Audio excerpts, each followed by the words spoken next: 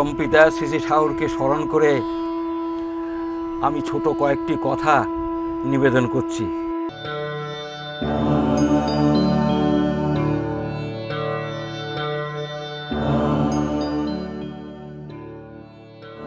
ঠাকুর তখন ঠাকুর বাংলার ভিতরে একটা হল ঘরে থাকতেন। সেই হল ঘরের সামনে বারিন্দা ছিল। সেই বারিন্দাটা এখন সম্পূর্ণ মেরামত হয়ে গেছে। সেই বারিন্দাটা একটা চৌকি ছিল। সেই চৌকিতে ঠাকুর বসে আছেন, খুব হাস্যোজ্জ্বল মূর্তি।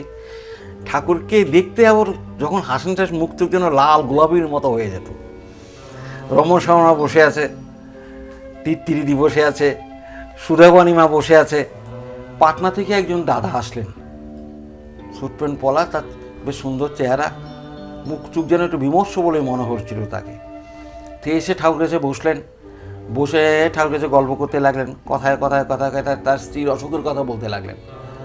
অসুখ কথা বলতে বলতে স্ত্রী অসুখে গেছে, হাসপাতালে গেছে, তার এরম ট্রিটমেন্ট হচ্ছে, এরম ট্রিটমেন্ট হচ্ছে, বলতে বলতে বলতে বলতে দেখতেছি তার মুখটা ক্রমশ যেন কালো হয়ে উঠতেছে। আর আমি লক্ষ্য করলাম ঠাকুর এত অ্যাটেনশন দিয়ে এত ওর দিকে ঝুঁকে কথাগুলি শুনতেছেন যে মনে হলো যেন ঠাকুর যেন ওর কথাগুলি গিলছেন। হতে হতে হলো কি, সে লোকটা ওই ঠাকুর দিকে দেখে আস্তে আস্তে হাউ হাউ করে কাঁদতে লাগলেন, ঠাকুর আমার স্ত্রী চলে গেছে, আমার স্ত্রী আর নাই। অসম্ভব ভালোবাসত স্ত্রীকে। এখন স্ত্রীর এই বিয়োগ ব্যথাটা সে সহ্য করতে না পেরে সে দৌড়ে চলে আসছে ঠাকুরের কাছে, যে তার কাছে গিয়ে নিবেদন করবে।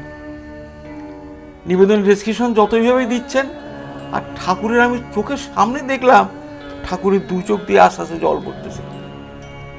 সদিনমা ছিল, ঠাকুরের খুব সাদা কাপড়ের মতো ছিল, রুমালের মতো, আর্ধি রুমাল বলি, রুমাল দিয়ে আস্তে আস্তে চোখ মুছেই দিচ্ছে। কিছুক্ষণ পরে দেখছি ঠাকুরের চোখ দিয়ে টসটস টসটস করে যেন জল পড়তেছে, যেন ফিনকির মতো যেন জল পড়তেছে। আর ওই ভদ্রলোক হাউ হাউ করে কেঁদে দিচ্ছেন। আমরা যারা ছিলাম আমরা সমস্ত ওই দৃশ্য দেখে স্তম্ভিত হয়ে গেলাম। আর বিশেষ করে ঠাকুরের চোখের জল এরমভাবে পড়তেছে, দু তিনখানা, বলবো কি আপনাদের, দু তিনখানা রুমাল ঠাকুরের ভিজে গেছে। তারপর ওই দাদাই বললেন, আমি বুঝতে পারছি না ঠাকুর, আমি আমার স্ত্রীকে বলতে পারছি না ঠাকুর, আপনি বলেন আমি কি করবো ঠাকুর। এই বলে খুব দুঃখ করতে লাগলেন ওই দাদাটি, আর হাউ হাউ করে কাঁদতে লাগলেন। তখন ঠাকুর বললেন, তুই ভুলবি কেন, ওর ফটো রাখবি, ওকে দেখবি, আর আমি আছি তোর সাথে। তখন ওই দাদাটি একটু সান্ত্বনা হলো, একটু শান্তি পেলেন।